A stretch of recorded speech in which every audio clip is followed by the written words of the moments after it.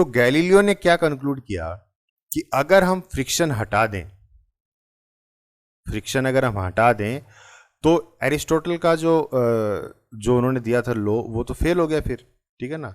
तो एरिस्टोटल ने जो कहा था कि हम एक्सटर्नल फोर्स अप्लाई करेंगे किसी भी ऑब्जेक्ट को यूनिफॉर्म मोशन में लाने के लिए, ये कहा था। लेकिन गैलीलियो क्या कहता है कि ठीक है, हम एक्सटर्नल फोर्स अप्लाई करेंगे, लेकिन कब करेंगे? जब फ्रिक्शन वहां पे अवेलेबल होगी, ठीक है ना। कुछ एक्सटर्नल, कुछ रेजिस्टिव फोर्सेस वहां पे अवेलेबल होंगे, तभी हम अप्लाई करेंगे। अगर रेजिस्टिव फोर्सेस नहीं है, अगर हम ऐसा सरफेस बना दें जो कि फ्रिक्शन लेस है, ठीक है ना, तो हमें एक्सटर्नल फोर्स की जरूरत नहीं पड़ती। ये कहना था गैलीलियो का। तो उन्होंने ये डेमोन्स्ट्रेट भी करके दिखाया कि a body moving on A friction less surface should move with constant velocity. तो उन्होंने दो अलग अलग सरफेस लिए। तो ये सरफेस देखिए, ये स्मूथ है, ये सरफेस बिल्कुल स्मूथ है, और ये सरफेस देखिए रफ है। और दोनों सरफेस के ऊपर उन्होंने बॉल को थ्रो किया सेम फोर्स के साथ। तो उन्होंने क्या देखा कि बॉल जो है एक फिक्स स्पीड के साथ, ठीक है ना, कांस्टेंट वेलोसिटी के साथ जो है मूव करती है स्मूथ सरफेस के ऊपर। जबकि रफ सरफेस के ऊपर क्या होता है, इस पे फ्रिक्शन ज़्यादा है, अपोजिट फोर्स ज़्यादा लग रहा है, तो ये कुछ दूरी पे जाके रुक जाती है, ठीक है ना, रफ सरफेस में। लेकिन स्मूथ सरफेस में ये कंटिन्यू दूर तक जाती है, ठीक है ना, और विद सेम वेलोसिटी। तो ये चीज़ गैलीलियो ने समझाने की कोशिश की कि अगर रेजिस्टिव फोर्सेस हैं तभी आपको एक्सटर्नल फोर्स लगाने की ज़रूरत पड़ेगी, अदरवाइज आपको एक्सटर्नल फोर्स लगाने की ज़रूरत नहीं है। तो यही चीज़ क्या कंक्लूड की उन्होंने? तो दो तरीके से उन्होंने समझाया कि एक्सटर्नल फोर्स क्या हो जाएगा, जीरो हो जाएगा। कैसे? तो दो ऑब्जेक्ट लिए, एक तो रेस्ट पे लिया और एक यूनिफॉर्म मोशन में। दो केस उन्होंने लिए। रेस्ट पे लिया तो रेस्ट पे, तो जैसे मान लीजिए कोई भी ऑब्जेक्ट है, इस पर हमने चारों तरफ से फोर्स लगा रखे हैं, लेकिन चारों तरफ से हमने फोर्स लगा दिया, लेकिन अगर इन फोर्सेस की स्ट्रेंथ सेम है, मतलब मान लीजिए 10 न्यूटन फोर्स लगा रहे हैं, तो 10 न्यूटन फोर्स इधर जा रहा है, 10 न्यूटन फोर्स उधर लग रहा है, 10 न्यूटन फोर्स इस डायरेक्शन में लग रहा है, 10 न्यूटन फोर्स इस डायरेक्शन में लग रहा है, तो ये ऑब्जेक्ट कहीं मूव करेगा क्या? नहीं करेगा। तो इसका मतलब जो नेट फोर्स हुआ वो किसके बराबर हो गया? जीरो के बराबर। क्यों? क्योंकि ऑब्जेक्ट तो अभी भी रेस्ट पे है।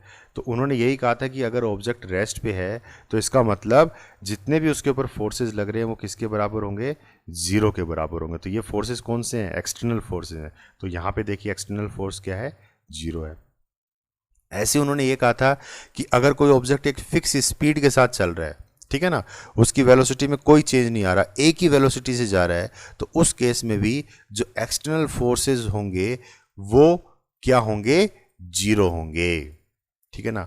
अब ये कॉन्सेप्ट आपके गले से नहीं उतर रहा होगा कि ऐसे कैसे, तो ये मैं आपको नेक्स्ट आने वाली जो स्लाइड्स हैं उसमें ये चीज़ आपको क्लियर करूँगा, ठीक है ना, कि कैसे होता है ऐसे, ठीक है। तो ये दो चीज़ उन्होंने बताई थी कि रेस्ट हो ऑब्जेक्ट, चाहे आपका रेस्ट पे हो चाहे आपका ऑब्जेक्ट यूनिफॉर्म मोशन में हो, दोनों ही केस में एक्सटर्नल फोर्स जो हैं वो क्या होंगे? जीरो होंगे, ठीक है। तो ये उन्होंने कंक्लूड किया था गैलीलियो ने। Inertia, what do you mean by inertia? तो बेसिकली जो इनर्शिया का कॉन्सेप्ट है ये भी गैलीलियो की देन है। उन्होंने ये चीज समझाई थी। क्या कहा था उन्होंने? कि it is the resistance of a body to change its state of motion. कि किसी भी बॉडी की रेजिस्टेंस, रेजिस्टेंस का मतलब होता है रुकावट, मतलब रोकना, रोकने की जो क्षमता होती है उसकी। तो it is the resistance of a body to change its state of motion, यानी कि किसी भी बॉडी की रोकने की क्षमता कितनी है। क्या चीज को रोकना है? Change its state of motion, यानी कि अपनी जो भी उसकी स्टेट है, ठीक है ना, उसके अंदर कोई भी चेंज ना हो पाए, ठीक है ना, उसके अंदर जो भी चेंज होगा उस चेंज को क्या करना? उसे रोकना।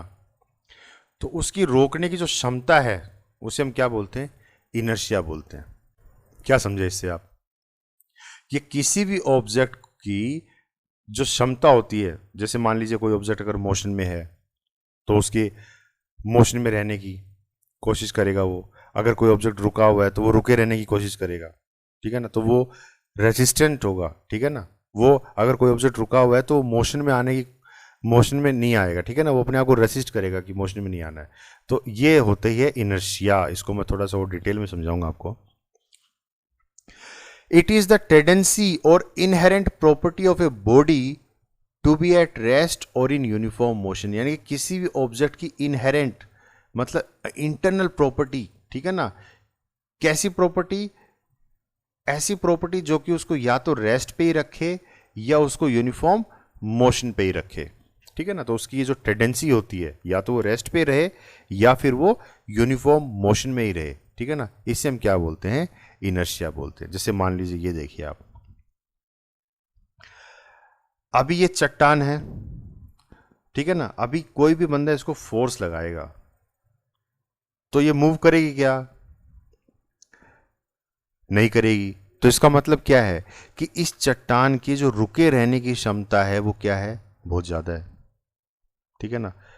तो यहां पे इसकी इनर्शिया क्या हो गई, रुके रहने की inertia, the inertia of rest क्या है यहां पे, ज्यादा है। तो inertia is a measure of mass of the body, larger the mass larger it's inertia.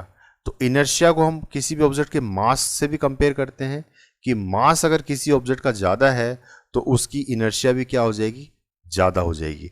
क्यों, क्योंकि अगर मास ज्यादा होगा तो उसके रुके रहने की क्षमता उतनी ही ज्यादा होगी। अगर मान लीजिए इसकी जगह मैं छोटा सा कोई कंकर रख दूं, यहां पे कोई छोटा सा पत्थर रख दूं, तो उतना ही, तो ये आदमी क्या करेगा, ये छोटे से पेबल को उठा के आराम से फेंक सकता है, यानी कि उसके रुके रहने की क्षमता क्या है, कम है, क्योंकि उसका मास कम है। और इस चट्टान के रुके रहने की क्षमता ज्यादा है, क्यों, क्योंकि इसका मास भी ज्यादा है, ठीक है ना। तो रुके रहने की क्षमता ज्यादा है तो इसका मतलब इसकी इनर्शिया भी क्या हो गई, ज्यादा हो गई।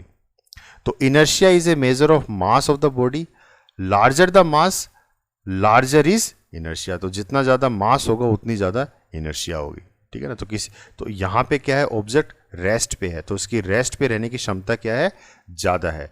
तो अब देखिए, दोबारा देखिए डेफिनेशन को, इट इज द टेंडेंसी और inherent property of a body to be at rest और इन यूनिफॉर्म मोशन, ठीक है ना। तो यहां पे रेस्ट पे है तो रेस्ट पे रुके रहने की टेंडेंसी इसकी क्या है, ज्यादा है। तो इसी प्रॉपर्टी को हम क्या बोलते हैं, इनर्शिया बोलते हैं। अब ये तो था रेस्ट का। अगर इसी तरीके से मोशन में अगर मैं ले आऊं तो inertia of a body is also measured by magnitude of force required to change the state of the body, larger the force required greater is its inertia. अब ये भी कोई पत्थर का गोला है, अब इसको उठा के लेके जा रहा है, इसको डिस्प्लेस कर रहा है, तो जितना ज्यादा वजन होगा इसका, जितना ज्यादा मास होगा, उतना ही ज्यादा इसके ऊपर क्या लगेगा, फोर्स लगेगा कि नहीं लगेगा, ठीक है ना। भाई चीज जितनी ज्यादा भारी होगी उसको हिलाने डुलाने के लिए उतना ही ज्यादा फोर्स हमें अप्लाई करना पड़ेगा। तो हम ये कह सकते हैं कि जितना ज्यादा हम फोर्स अप्लाई कर रहे हैं किसी ऑब्जेक्ट के ऊपर, इसका मतलब उस ऑब्जेक्ट की इनर्शिया भी क्या है, उतनी ही ज्यादा है।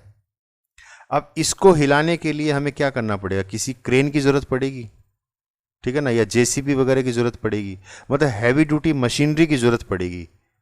तो हैवी ड्यूटी मशीनरी करती क्या है, ज्यादा फोर्स इसके ऊपर लगाएंगी, मतलब आदमी के फोर्स इतना सफिशिएंट नहीं है इसको हिलाने के लिए, यानी कि इसको हैवी फोर्स की जरूरत पड़ेगी। तो यानी कि हम ऐसे बोल सकते हैं कि किसी ऑब्जेक्ट के ऊपर अगर ज्यादा फोर्स अप्लाई करने की जरूरत पड़ रही है तो इसका मतलब उस ऑब्जेक्ट की इनर्शिया भी क्या है, ज्यादा है। बोल सकते हैं कि नहीं बोल सकते, वही चीज समझाने की कोशिश कर रहा है गैलीलियो कि inertia of a body is also measured by magnitude of force required to change the state of the body, larger the force required greater is its inertia. तो दो तरीके से समझाया कि अगर किसी ऑब्जेक्ट का मास ज्यादा है तो भी उसकी इनर्शिया ज्यादा होगी। क्यों, क्योंकि अगर मास ज्यादा होगा तो उसको हिलाने के लिए ज्यादा फोर्स लगाना पड़ेगा। तो फिर उन्होंने ये कहा कि अगर किसी ऑब्जेक्ट के ऊपर ज्यादा फोर्स लगाना पड़ रहा है तो इसका मतलब उस ऑब्जेक्ट की इनर्शिया भी क्या है, ज्यादा है। क्लियर है।